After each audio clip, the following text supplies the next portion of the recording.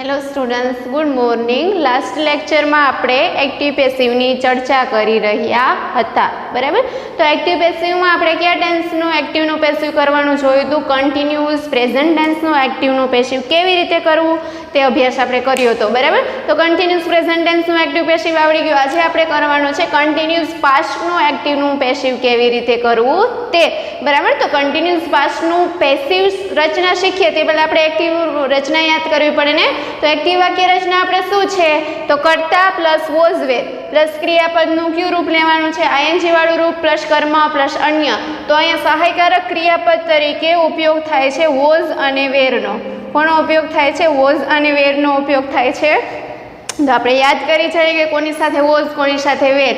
તો કર્તા તરીકે જ્યારે આઈ, હી, સી, ઇટ અને એકવચન હશે ત્યારે આપણે લેશું વોઝ, અને વી, યુ, ધેય અને બહુવચન હશે ત્યારે આપણે લેશું વેર, બરાબર. તો કઈ વાક્ય રચનાની વાત થઈ છે? એક્ટિવ વાક્ય રચનાની યાદ થઈ છે, રચના છે, બરાબર. તેમાં વોઝ વેરનો આ રીતે ઉપયોગ કરશું. પરંતુ આપણે તો છે તે અહીંયા છે પેસિવમાં કર્મને ધ્યાનમાં રાખીને વોઝ વેર મૂકવાનું છે. કોને ધ્યાનમાં રાખીને મૂકવાનું છે? કર્મને ધ્યાનમાં રાખીને. તો શું યાદ રાખવાનું છે કે કર્મ એકવચન હશે તો મૂકશું વોઝ, અને કર્મ બહુવચન હશે તો મૂકશું વેર, બરાબર. જ્યારે મુખ્ય કર્મ હશે ત્યારે મુખ્ય કર્મ તો છે હંમેશા કેવું હશે? નિર્જીવ જ હશે. મુખ્ય કર્મ છે તે નિર્જીવ હશે. તો નિર્જીવ હશે ત્યારે આપણે એકવચન કે બહુવચન જ જોવાનું હશે. તો એકવચન સાથે વોઝ અને બહુવચન સાથે વેર.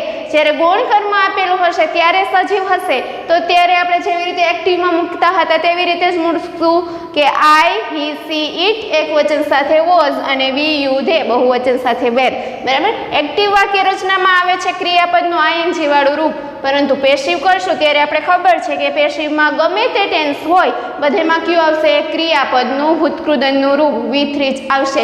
પ્લસ બાય પ્લસ કર્તા પ્લસ અન્ય શબ્દ આપણી છે તે પેસિવ વાક્ય રચના છે. તો યાદ રાખવાનું છે ધ કન્ટિન્યુઅસ પાસ્ટ ટેન્સનું એક્ટિવનું પેસિવ કેવી રીતે કરશું. તો છે તે પહેલાં કર્મ લેશું, કર્મને ધ્યાનમાં રાખીને લેશું વોઝ વેર.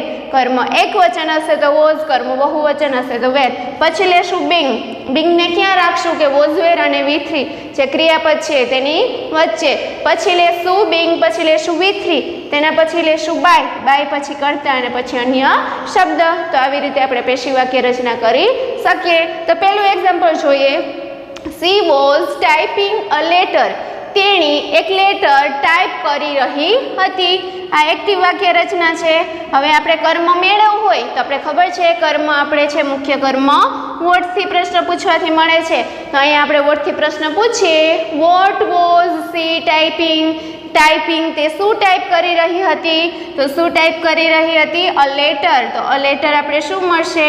કર્મ મળશે. તો જુઓ અહીંયા કર્મ જે પેસિવ વાક્ય રચના છે તેમાં પહેલાં શું લેવાનું છે? કર્મ લેવાનું છે. તો અહીંયા આપણે છે પહેલાં અફર્મેટિવ સેન્ટેન્સને આ સેન્ટેન્સમાં ફેરવશું. તે પહેલાં કર્મ લેશું. કર્મ છે અ લેટર. A letter. હવે મૂકવાનું છે કર્મને ધ્યાનમાં રાખીને વોઝ અથવા વેર. કર્મ એકવચન હોય તો વોઝ, કર્મ બહુવચન હોય તો વેર. તો આ લેટર છે એકવચન છે એટલે શું મૂકશું? વોઝ મૂકશું. A letter was. પછી મૂકવાનું છે બિંગ. શું મૂકવાનું છે? Being. A letter was being. પછી મૂકવાનું છે ક્રિયાપદનું ભૂતકૃદનનું રૂપ. તો ટાઈપિંગનું શું થઈ જશે? Typed. being typed by C છે અહીંયા છે તે કર્તાના સ્થાને છે. આપણે કર્તા અને કર્મની સ્થાન બદલી કરશું, બરાબર. કર્તા છે તે કર્મના સ્થાને આવશે તો સી છે તે કર્તા વિભક્તિ છે. સીની કર્મ વિભક્તિ શું થશે? હર. શું થશે? હર. તો અહીંયા શું મૂકશું? બાય હર.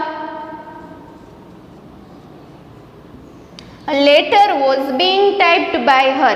આ એક્ટિવ વાક્ય રચના થઈ અને પેસિવ વાક્ય રચના થઈ અને પેસિવમાં પણ કેવું થયું? અફર્મેટિવ વિધાન થયું. હવે આ સેન્ટેન્સને આપણે નેગેટિવમાં ફેરવવું હશે તો નેગેટિવમાં કેવી રીતે ફેરવશું કે a letter was not being typed by her.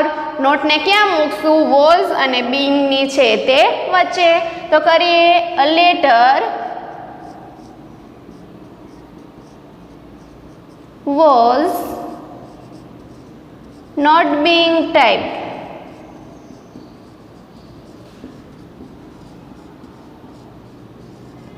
by her.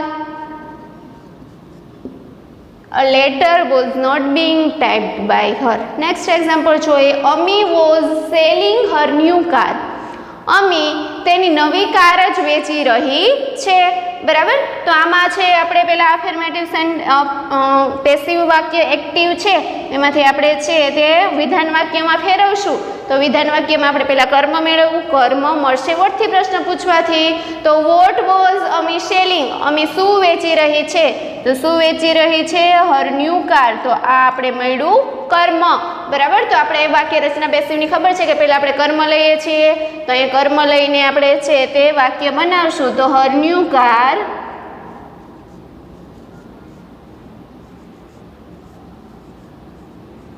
હવે છે વોઝ લેવાનું છે. તો હર ન્યૂ કાર તેની નવી કાર. એકવચન છે બહુવચન?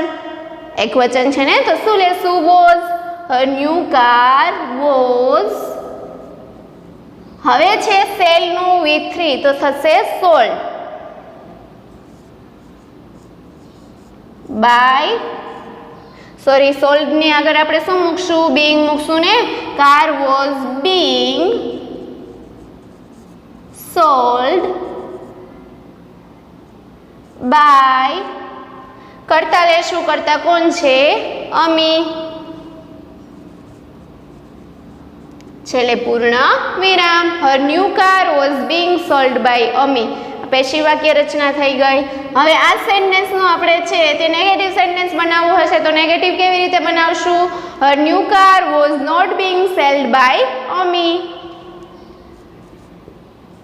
હર ન્યૂ કાર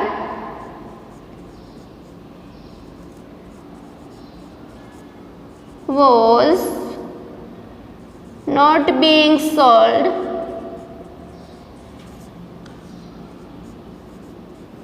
by અમી. આ રીતે આપણે કરી શકીએ. કયો ટેન્સ છે? ચાલુ ભૂતકાળ. ધ કન્ટિન્યુઅસ પાસ્ટ ટેન્સનું પેશિવ કેવી રીતે લેશું?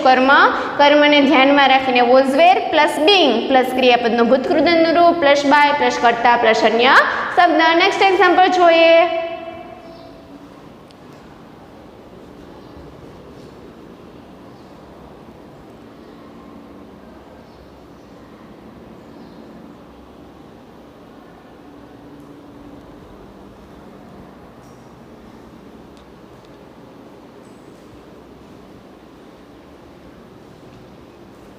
નેક્સ્ટ એક્ઝામ્પલ જોઈએ. એમાં પહેલું એક્ઝામ્પલ છે the poet was writing a poem. તો આપણે પેસિવ વાક્ય રચનામાં પહેલાં લેવાનું છે કર્મ. તો કર્મ વોટથી પ્રશ્ન પૂછવાથી આપણે મળશે. તો વોટથી પ્રશ્ન પૂછીએ તો what was writing the poet. Poet શું લખી રહ્યા હતા? તો શું લખી રહ્યા હતા? અ પોયમ. તો અ પોયમ આપણે કર્મ મળશે તો પોયમને લેશું આપણે આગળ. આ એક્ટિવ વાક્ય રચના છે આપણે તેનું કરવાનું છે પેશિવ. પહેલાં વિધાન વાક્યમાં ફેરવશું. તો અ પોયમ હવે લેશું વોઝ વેર. તો પોયમ એકવચન છે તો લેશું was. A poem was being. હવે લેવાનું છે V3. તો રાઇટિંગનું V3 થશે રિટન. being written by કરતા the poet. થઈ પેશી વાક્ય રચના વિધાન વાક્ય. હવે આ સેન્ટેન્સને આપણે છે તે નેગેટિવમાં ફેરવીએ. તો અ poem was not being written by the poet. A poem was not being written by the poet. Next example, we were drinking tea. We were drinking tea. અમે ચા પી રહ્યા હતા. તો આપણે પહેલા અફર્મેટિવ સેન્ટેન્સમાં ફેરવશું. આ વાક્ય રચના છે એક્ટિવ, તેને આપણે ફેરવવાની છે પેસિવની અંદર. તો વોટથી પ્રશ્ન પૂછીએ તો વોટ વેર વી ડ્રિંકિંગ, અમે શું પી રહ્યા હતા? તો શું પી રહ્યા હતા? ટી. તો ટી મળ્યું આપણે કર્મ. ટી પછી લેશું વોઝ બીંગ.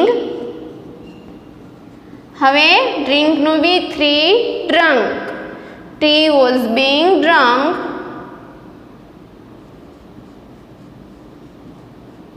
બાય. વી છે અહીંયા કર્તાના સ્થાને છે, આપણે લઈ જશું કર્મના સ્થાને. તો આ કર્તા વિભક્તિ છે વી, વીની કર્મ વિભક્તિ થશે અસ. તો અહીંયા શું થઈ જશે? By us.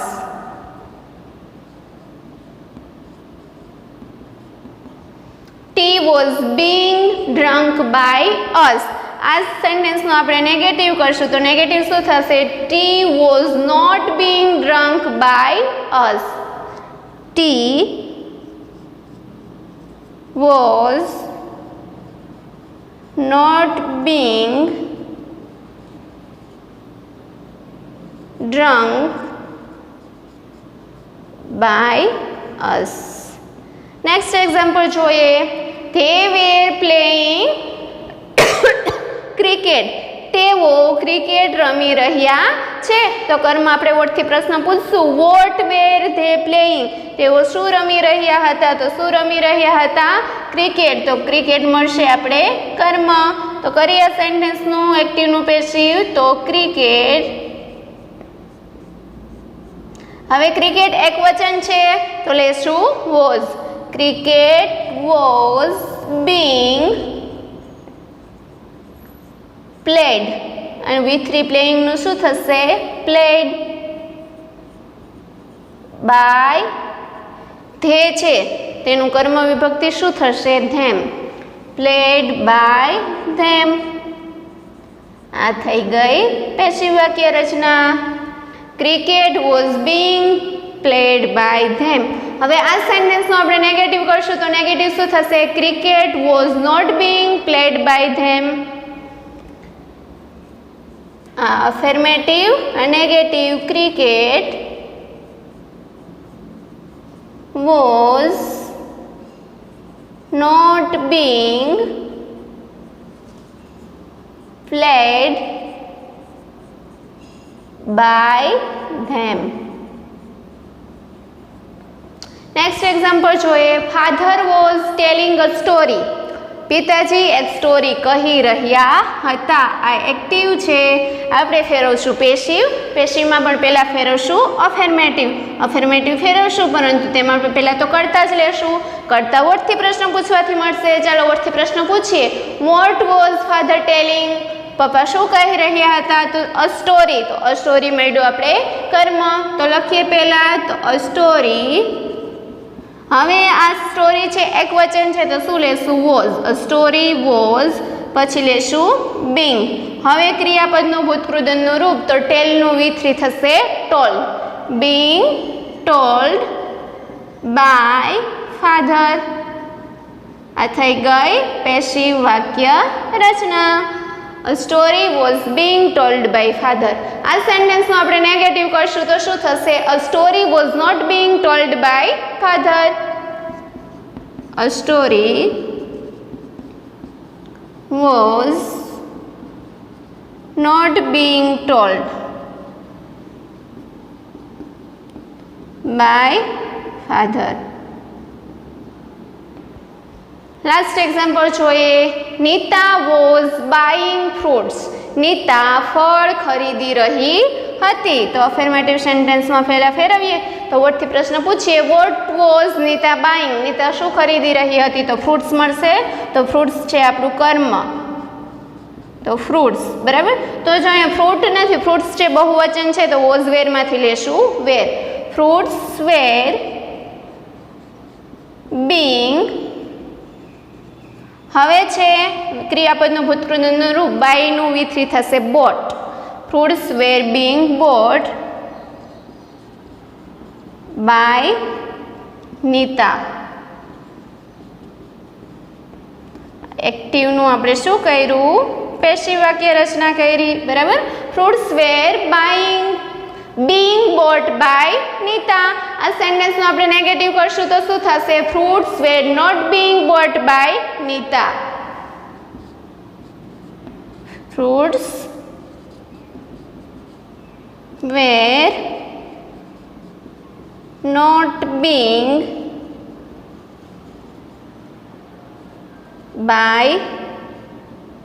not being bought by Nita. બરાબર. આ રીતે આપણે કરી શકીએ. તો અહીંયા આપણે શું યાદ રાખવાનું છે? આ કયો ટેન્સ છે? Continuous past tense.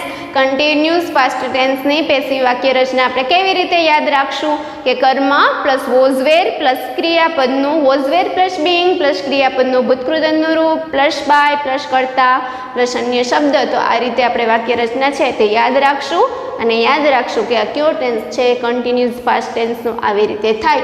આજના હોમવર્કમાં તમારે આજે 7 એક્ઝામ્પલ છે તે આજે આપણે અહીંયા સુધી રાખશું. Bye bye.